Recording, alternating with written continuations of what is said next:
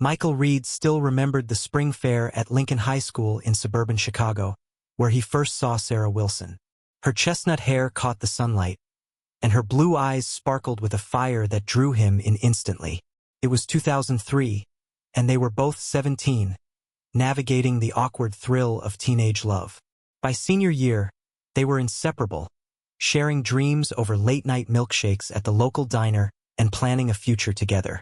After graduating, they married at 22, building a life filled with laughter, 2 kids, Jake, now 18, and Emma, 16, and a cozy home in Naperville. Michael ran a small auto repair shop, while Sarah climbed the ranks at a bustling insurance agency downtown.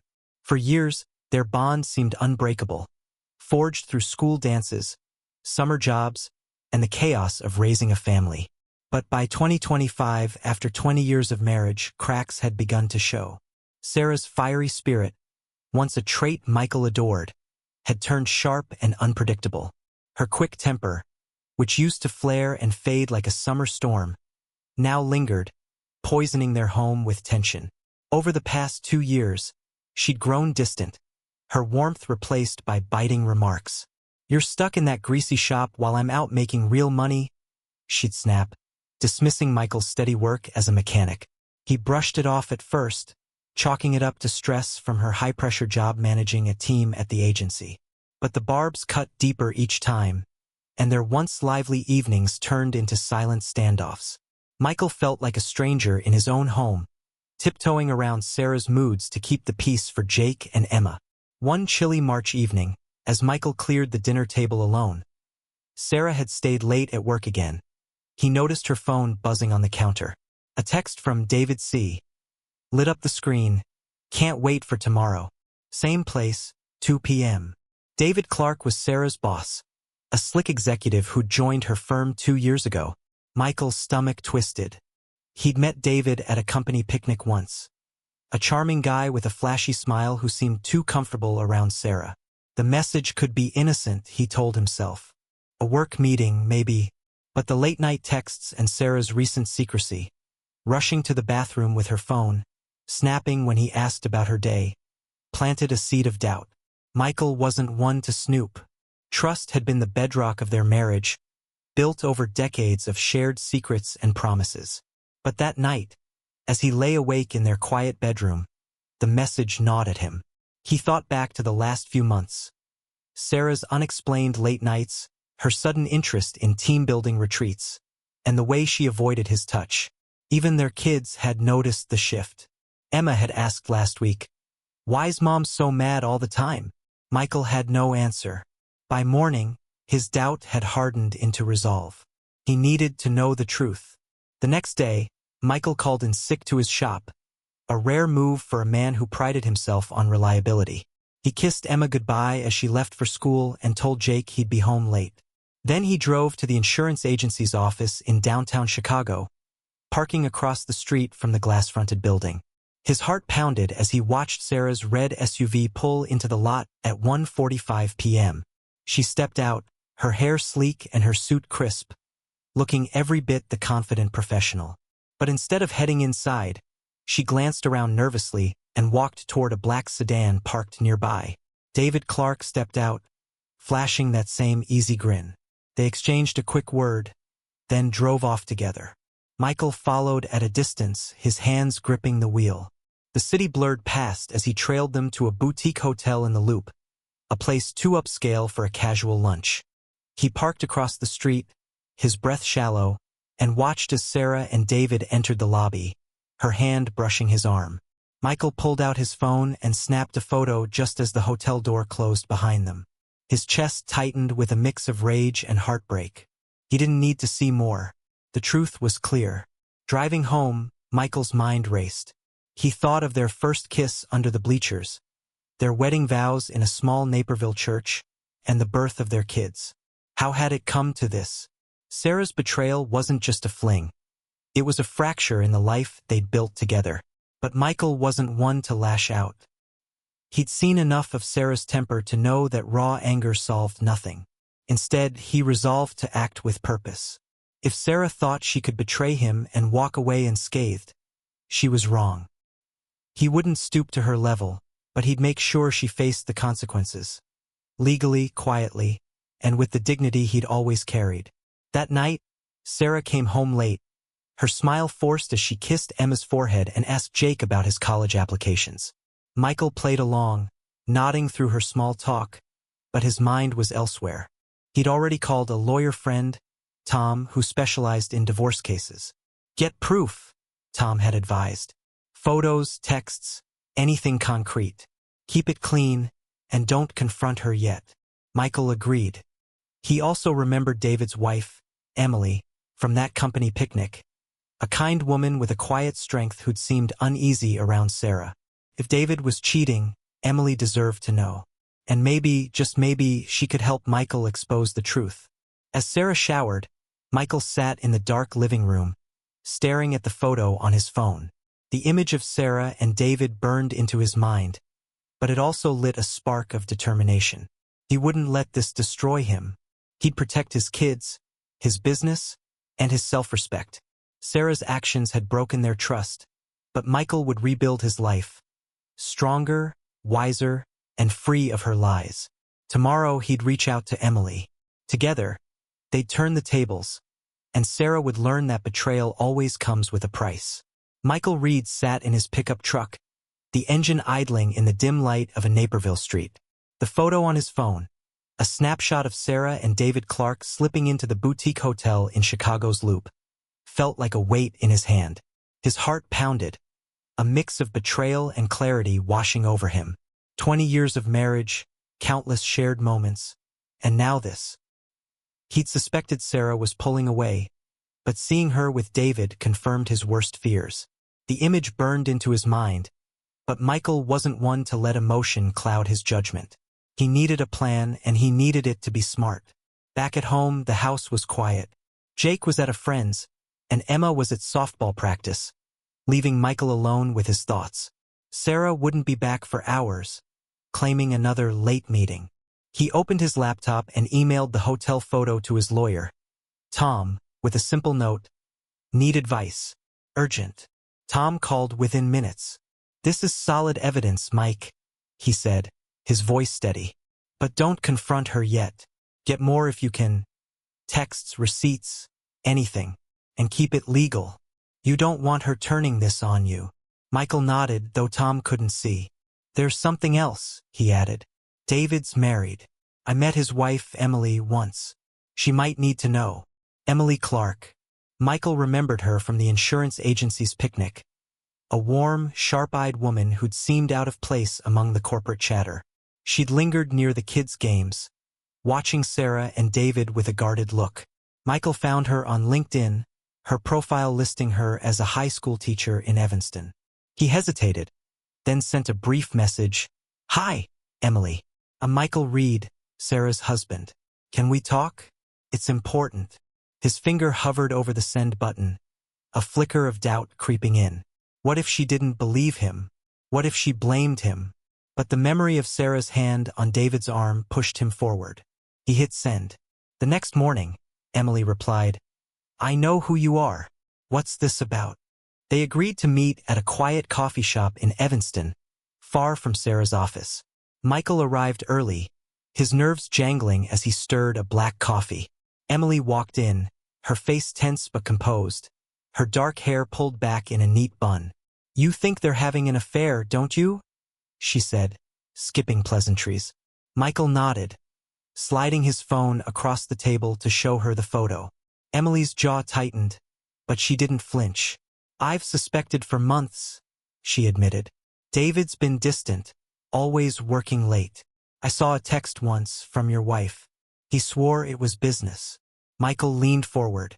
"I'm sorry you're going through this too, but we can't let them walk away from this like nothing happened." Emily's eyes met his, a spark of resolve mirroring his own. "What do you have in mind?" she asked. Michael outlined his plan. Gather more evidence, expose the affair to Sarah's company, and let the consequences hit. No fights, no public scenes, just the truth doing its work. Emily agreed, her voice firm. "I'm in. David's been promoted twice in 2 years. If he's using his position to manipulate, the company needs to know." Over the next week, Michael and Emily worked quietly. He installed a tracking app on his own phone to log Sarah's locations, ensuring it was legal under Illinois law. The app confirmed her frequent visits to the hotel, always around midday when Michael was at his shop. Emily, meanwhile, accessed David's work email through a shared family account he'd forgotten to log out of. She found flirty messages from Sarah, disguised as work updates but laced with private jokes.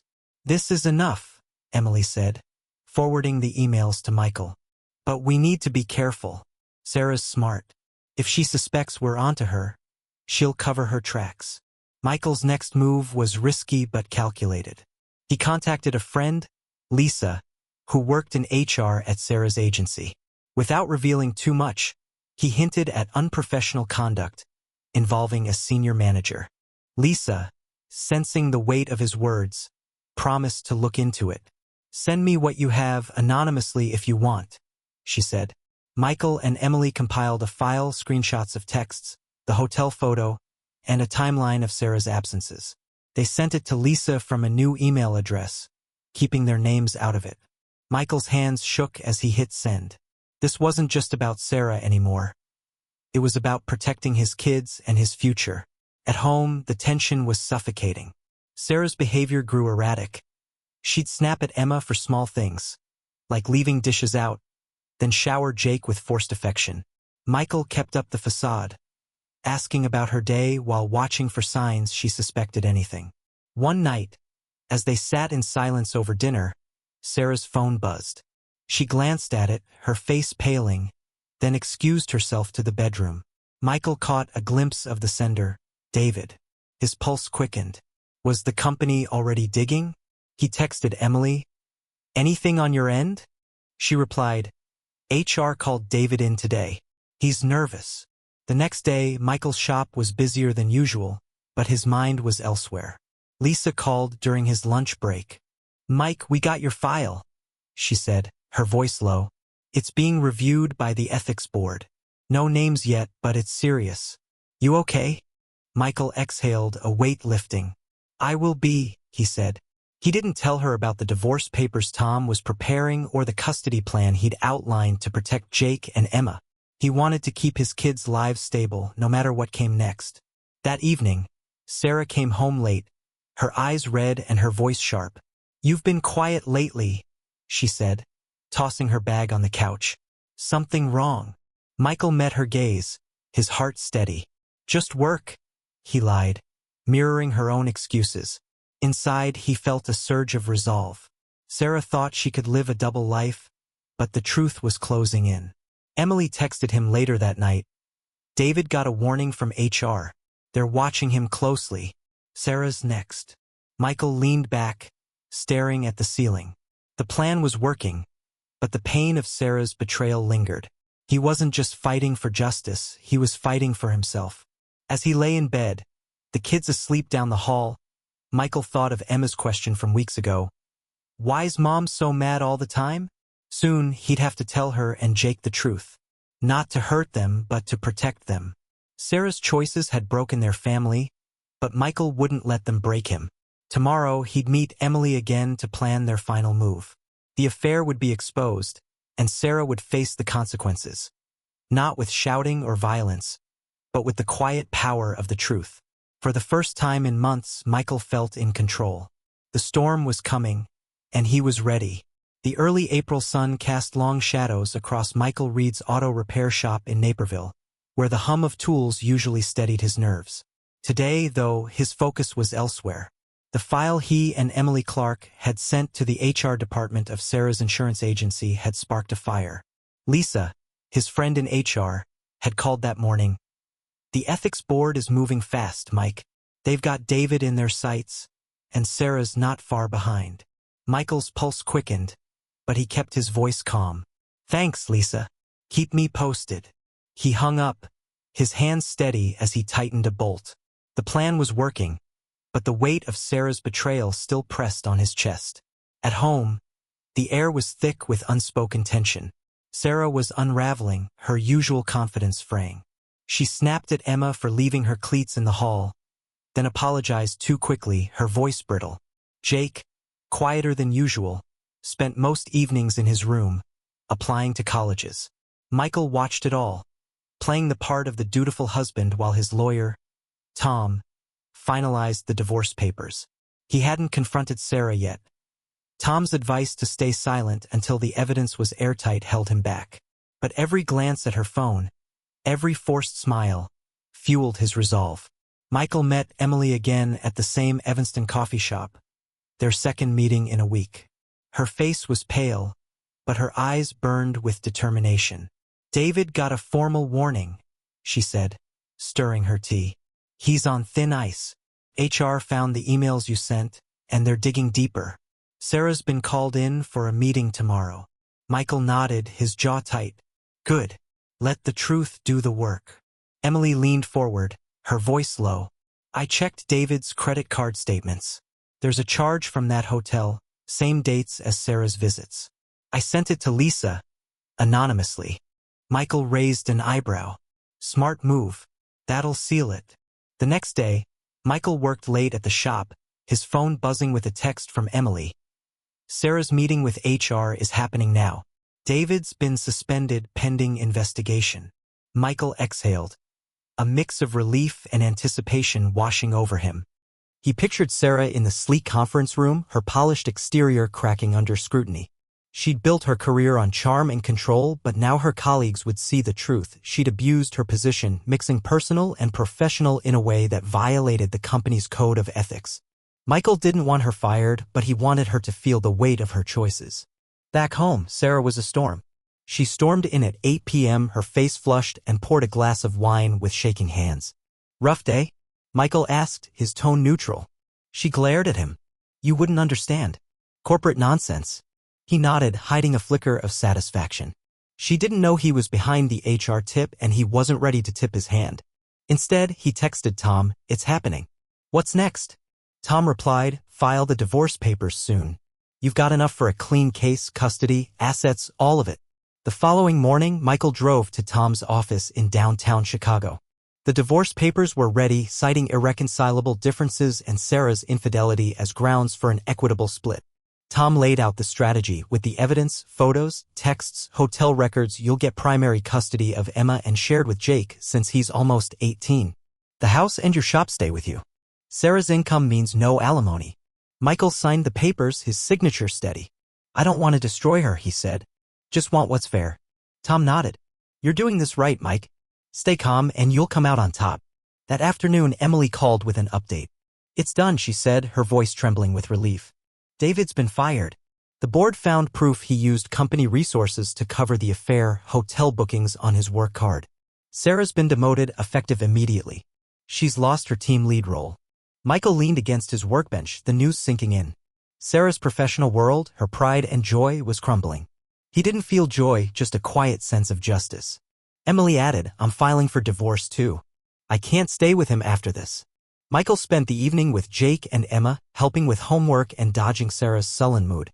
She barely spoke, her eyes darting to her phone every few minutes. When Emma asked, "Mom, you okay?" Sarah forced a smile. "Just work stuff, honey." Michael caught Emma's worried glance and gave her a reassuring nod. He'd tell the kids soon, but not yet. They deserved to hear it when the dust settled, not in the middle of the storm. Later, alone in the garage, Michael checked his email. Lisa had sent a cryptic message, "It's over. Sarah's on probation. Call me if you need to talk." He didn't reply. Instead, he pulled up the hotel photo again, the one that had started it all. The pain of Sarah's betrayal hadn't faded, but it was no longer a raw wound. He was taking back control, piece by piece. Emily's strength had surprised him. She wasn't just an ally, but someone who understood his hurt. They'd planned to meet again, not just to strategize, but to talk, maybe even heal. The next morning, Sarah left for work without a word, her face a mask of defiance. Michael knew the demotion stung. She'd built her identity on that job. But he also knew this wasn't the end. Sarah was too proud to go quietly. He texted Emily, "She's cornered now. Be ready for pushback." Emily replied, "I am. And so are you." Michael slipped his phone into his pocket and headed to the shop. The consequences were closing in, and he was prepared for whatever came next. Sarah had broken their trust, but Michael was rebuilding his life, one careful step at a time. The late April air in Naperville carried a hint of spring, but Michael Reed felt a chill as he packed a suitcase in the guest room. The divorce papers had been served to Sarah 2 days ago, and the house, once a haven, now felt like a battlefield. Sarah's demotion at the insurance agency had stripped away her polished facade, leaving her raw and defensive. She'd barely spoken since the news, her eyes flashing with a mix of shame and defiance. Michael kept his distance, sleeping in the guest room to avoid her outbursts. He told Jake and Emma the truth about the divorce, keeping the details of Sarah's affair vague to protect them. "We're better apart," he'd said, hugging Emma as she cried. Jake, ever stoic, just nodded, but his clenched jaw betrayed his hurt. Michael moved into a small apartment near his auto repair shop, a practical space with a view of the Fox River. The move was a fresh start, a chance to rebuild without Sarah's shadow. His shop was thriving, with new clients drawn by his reputation for honest work. But the victory over Sarah's betrayal was bittersweet. The pain lingered, a dull ache that surfaced when he saw Emma's softball gear or Jake's college brochures. He wanted more than justice, he wanted a future. Emily Clark became an unexpected anchor. Over coffee in Evanston, their meetings had shifted from strategy to something deeper. She shared her own divorce filing against David, her voice steady but her eyes tired. "I thought I knew him," she said one afternoon, stirring her tea. "But I'm done living a lie." Michael nodded, understanding too well. "Same here. I just want to be someone my kids can look up to." Emily smiled, her warmth cutting through his guarded heart. They talked about their lives, her teaching, his shop, their shared love of old rock music, and found comfort in their parallel wounds. One evening, Michael invited Emily to dinner at a quiet Italian place in Naperville. It wasn't a date, not exactly, but the ease of their conversation felt new. Over pasta, Emily laughed about a student's quirky essay, and Michael shared a story about fixing a vintage Mustang. For the first time in months, he felt light, unburdened by Sarah's betrayal. "You're good at this," Emily said, her eyes soft. "Moving forward, I mean." Michael shrugged, but her words stayed with him. Maybe he was stronger than he thought. Sarah, meanwhile, was spiraling. She'd called Michael late one night, her voice thick with wine and regret. "I messed up, Mike," she slurred. "Can't we fix this? For the kids." Michael's grip tightened on the phone. He saw their wedding day, her laugh at Jake's first steps, but the image of her with David in that hotel erased it all. "You broke us, Sarah," he said, calm but firm. "The kids will be fine, but we're done." She sobbed, begging, but he hung up, his heart heavy but resolute. Tom, his lawyer, had warned him, "She'll try to pull you back. Stay focused." At Jake's 18th birthday dinner, held at a local diner, the kids seemed to adjust to the new normal. Emma teased Jake about his college plans, and Michael felt a flicker of pride watching them. Sarah was there too, invited for the kids' sake, but her forced cheer couldn't hide her strain. She cornered Michael outside, her eyes desperate. "I'm in therapy," she said. "I'm trying to change. Don't you care?" Michael met her gaze. "I care about Jake and Emma. That's it." He walked away, leaving her in the parking lot, her silhouette small against the neon lights. Emily's presence grew steadier. One Saturday, she stopped by the shop, bringing coffee and a playlist of Springsteen songs. They worked together on a customer's car, her curiosity about mechanics surprising him. "You're a natural," he said, wiping grease from his hands. She grinned. "Maybe I'll trade chalk for a wrench." Their banter felt easy, a spark igniting. Later, over beers at a local pub, Emily admitted, "I haven't laughed like this in years." Michael felt it too, a warmth he hadn't known since Sarah's early days. But Sarah wasn't done.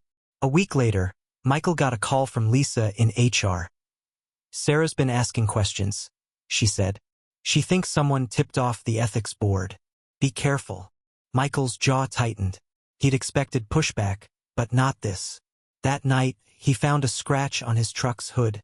Shallow but deliberate. No proof it was Sarah, but the timing wasn't lost on him. He texted Emily, "She's lashing out. Watch your back." Emily replied, "I'm not scared. Neither should you be." Michael met with Tom to strengthen the divorce terms. The evidence, texts, hotel photos, HR findings, ensured he'd keep the shop and primary custody of Emma. Jake, now 18, could choose where to live, and he'd hinted at staying with Michael. The house would be sold, the proceeds split. Michael didn't want revenge anymore, he wanted closure. He called Emily, needing her perspective. "You're doing this for you, not against her," she said. "That's what matters." Her words grounded him, a reminder of the man he wanted to be. By May, the divorce was nearly finalized. Michael took Jake and Emma to a Cubs game, a rare day of normalcy. Emma leaned against him in the stands, her voice quiet. "You're happier now, Dad, aren't you?" Michael squeezed her shoulder. "Getting there, kid." He glanced at Jake, who gave a small smile. The kids were healing, and so was he. That night, he invited Emily to join them for pizza. She fit effortlessly, joking with Jake about his music taste and helping Emma with a school project. Michael caught himself watching her, a quiet hope stirring. As he drove home, Michael realized Sarah's betrayal had cracked his world open, but it also freed him. Emily wasn't just a friend. She was a chance at something real. The road ahead wasn't clear, but for the first time he felt ready to walk it. Sarah's shadow was fading, and Michael was stepping into the light. Michael Reed stood in the warm May light of his Naperville auto shop, the scent of oil and metal grounding him. A year had passed since Sarah's betrayal shattered their marriage, but today, the shop buzzed with new life. 3 locations now, thanks to his grit and loyal customers. The divorce was finalized, the house sold, and Michael had primary custody of Emma, with Jake splitting time between both parents. The scars of Sarah's affair lingered, but Michael had found something stronger: purpose. His bond with Emily Clark, forged in shared pain, had grown into love, and today they'd take a bold step forward. The morning started with a text from Emily. "Ready for tonight?" Michael smiled, typing back, "Born ready." They'd planned a small engagement party at a lakeside restaurant in Evanston, just family and close friends. Jake and Emma were thrilled, helping pick the playlist, Springsteen heavy per Emily's taste. Michael glanced at a photo on his desk. Him, Emily, and the kids at a Cubs game, laughing under the summer sun. The ring he'd bought for Emily, simple but elegant, sat in his pocket, a symbol of a new beginning. He'd once thought love was lost to him, but Emily had proved him wrong. Sarah, meanwhile, had changed. Her demotion at the insurance agency forced her to face her mistakes. She'd been in therapy for months, working through her anger and regret. Michael heard from Jake that she'd started dating a coworker, a quiet man who encouraged her growth. Sarah had even apologized to Emma for her outbursts, a moment that left Emma tearful but hopeful. Michael didn't trust her fully, but he respected her effort. For the kids' sake, he kept things civil, meeting her at Emma's softball games or Jake's college send-off. Still, the memory of her plea in the diner parking lot, her desperate "can't we fix this?" stung. He'd moved on, but closure wasn't easy. That afternoon, Michael drove to Emma's high school for her graduation. Sarah was there, seated a few rows away, her smile tentative. Emma, radiant in her cap and gown, hugged them both, whispering to Michael, "Thanks for being here, Dad." Jake, home from college, sat beside Emily, who'd become a steady presence in their lives. After the ceremony, Sarah approached Michael, her voice soft. "I'm sorry, Mike. For everything. I'm trying to be better." Michael nodded, his throat tight. "I see that. Keep it up for the kids." It wasn't forgiveness, not fully, but it was enough. Sarah walked away, her shoulders lighter, as if his words had lifted a burden. At the engagement party, the restaurant glowed with string lights, the lake shimmering beyond. Emily looked stunning in a navy dress, her laughter filling the room as she toasted with Jake and Emma. Michael stood to speak, his voice steady. "A year ago, I thought trust was gone for good. But you all, Jake, Emma, Emily, showed me what matters. Here's to new starts." The room cheered and Emily squeezed his hand, her eyes bright. Later, as they danced to Thunder Road, she whispered, "You're my fresh start, too." Michael felt whole, the weight of Sarah's betrayal fading in her warmth. Days later, Michael got a call from Lisa in HR. Sarah had been reinstated to a lower role at the agency, her probation lifted after completing an ethics course. But there was more. Sarah had admitted to scratching Michael's truck in a moment of rage. She'd paid for the repair and faced a community service order, a small consequence for her actions. Michael didn't press charges, he was done with battles. "Let her move on," he told Lisa. "I have." That night, Michael and Emily sat on his apartment balcony, the Fox River glinting below. Jake was at college, Emma with Sarah for the weekend. "You ever think about her?" Emily asked, her tone gentle. Michael paused, then shook his head. "Not like before. She's their mom, but my life's here with you." Emily smiled, resting her head on his shoulder. The ring on her finger caught the moonlight, a quiet promise. Michael's shop continued to grow and he mentored young mechanics, giving back to the community that had carried him through. Sarah, too, found her footing, her therapy helping her rebuild. The kids thrived, Jake excelling in college and Emma eyeing art school. Michael's world, once fractured, was whole again, not perfect, but honest. He'd faced betrayal with dignity, choosing justice over vengeance and love over bitterness. As he looked at Emily, he knew the past had shaped him, but it wouldn't define him. The future was his to build.